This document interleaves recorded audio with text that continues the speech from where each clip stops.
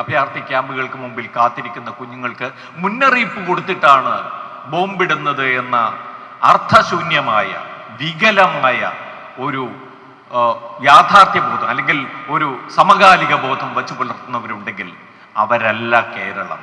ഞാൻ കൂടുതൽ ഒന്നും കൂട്ടിച്ചേർക്കുന്നില്ല. ഒറ്റ കാര്യം മാത്രമേ ഉള്ളൂ. കേരളത്തിൽ നിന്ന് ചില ആളുകൾ സ്വതന്ത്ര ചിന്തകരെന്നും സ്വതന്ത്ര നിരീക്ഷകരുമെന്നൊക്കെയുള്ള പേരുകൾ സ്വയം സ്വീകരിച്ചുകൊണ്ട് ഇസ്രായേലാണോ ഫലസ്തീനാണോ ശരി എന്ന തരത്തിലുള്ള ചോദ്യങ്ങൾ ഉന്നയിച്ചിട്ടുണ്ടെങ്കിൽ അതിൻ്റെ പാരമ്യത്തിൽ അവർ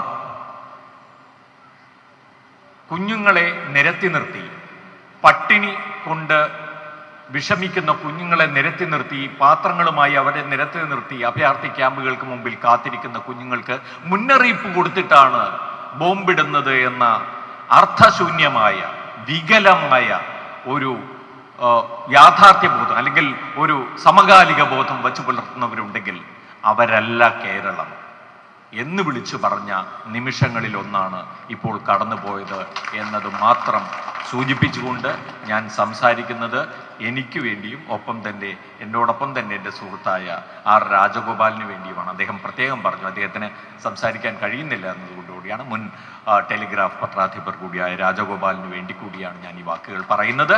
അപ്പോൾ ഐക്യദാർഢ്യം, ഫ്രീ പലസ്തീൻ.